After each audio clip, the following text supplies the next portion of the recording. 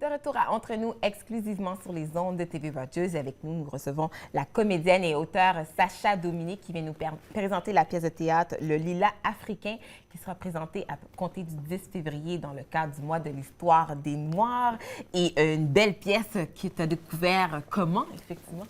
Je l'ai vue en fait en anglais, dans la version originale en anglais au Great Canadian Theatre Company en 2009. Donc ça date quand même. Ça fait longtemps. Ça fait longtemps que je suis sur ce projet-là. Et ça a été vraiment un coup de cœur, un coup de foudre, un coup de cœur, parce que ça faisait peut-être 2-3 ans que j'avais envie de remonter sur scène seule, parce qu'il m'est déjà arrivé de jouer seule des spectacles que moi j'écrivais. Et là, j'avais envie que ce soit une pièce existante. Donc bon, tu voulais rendre ça un peu plus facile, non? Non. Attends, ce que je retire ce que j'ai dit. Bien, en fait, j'avais aucune idée. Non, c'est ça, j'avais pas d'idée quel genre de pièce que je voulais faire nécessairement, mais j'avais envie d'être seule. C'est ça que je voulais. OK.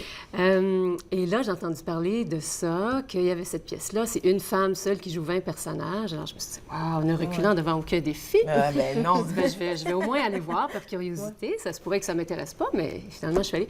Et là, c'était le coup de foudre. Vraiment, pour l'histoire, pour ce que ça raconte, et pour le défi énorme de comédienne, qui est justement, tu joues 20 personnages pendant 1h35, tu es seule en scène, donc tu peux pas dépendre de personne d'autre. Tu n'as pas de coéquipier. Là, elle est sans un comprend, là.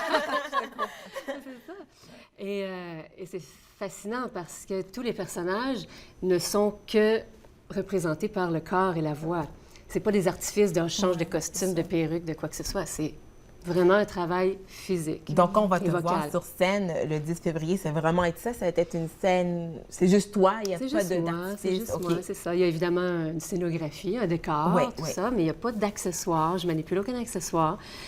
Puis c'est vraiment transformation physique, vocale, posture, alors, démarche. c'est pas du théâtre bréchitien où tu vas mettre un chapeau. Non, non, tout toi.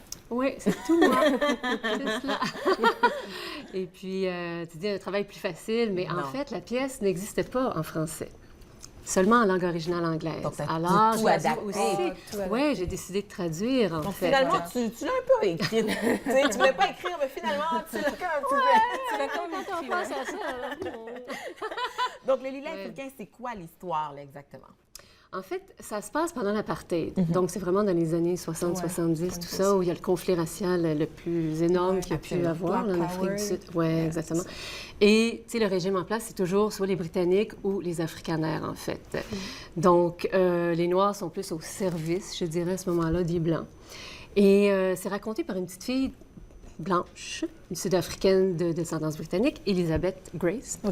Donc, c'est le regard de la petite fille de 6 ans qui, elle, vit dans tout ça, dans ce pays-là, et voit un peu comment se passent les choses, ce qui fait que c'est pas nécessairement une pièce très politique, radicale, ici et ça, qui dénonce les choses, qui dénonce le racisme, l'apartheid. C'est le regard d'une jeune fille. Oui, c'est ça, le regard d'une petite fille de 6 ans. Donc, c'est sûr qu'il y a des...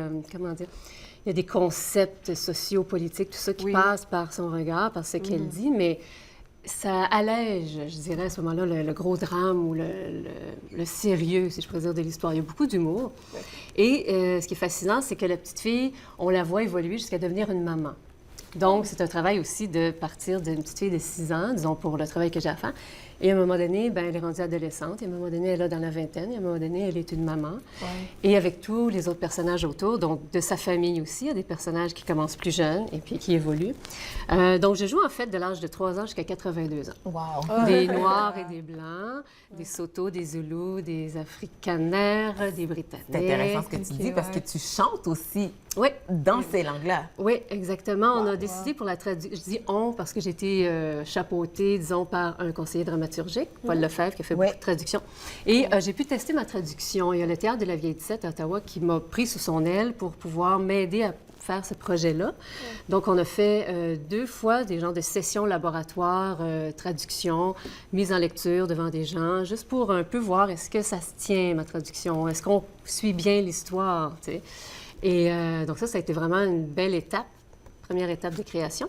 Et maintenant, on est rendu à la production avec une autre compagnie, le Théâtre de dehors, qui est une jeune compagnie émergente. Donc ça, c'était bien aussi d'avoir des comédiens d'expérience.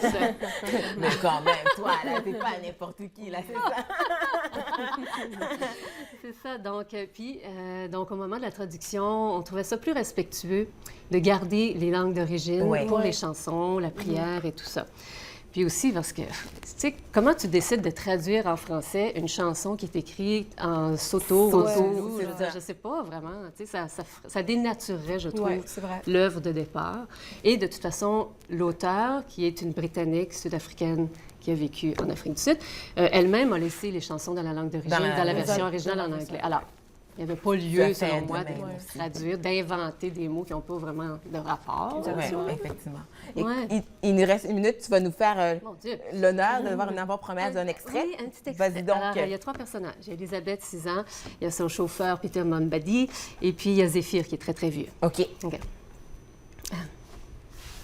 Dans ma voiture avec Peter Mambadi, on laisse les fenêtres en arrière baissées. La poussière entre et elle se ramasse toute sur mon chapeau Panama blanc. Puis je peux entendre les travailleurs qui creusent la route. Pourquoi il chante ça, Peter Mambadi? Ah, celle-là. C'est la chanson des condamnés au travail forcé, Miss Lazy. Ça fait aller plus vite, le travail.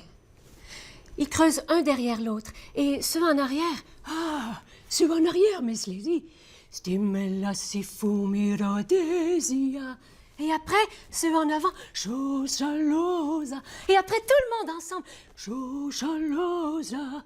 Coule son tabac. Stimela si fumiro desia. Zéphyr dit, si jamais tu as besoin de déplacer une montagne, ça va être une bonne chanson à te rappeler.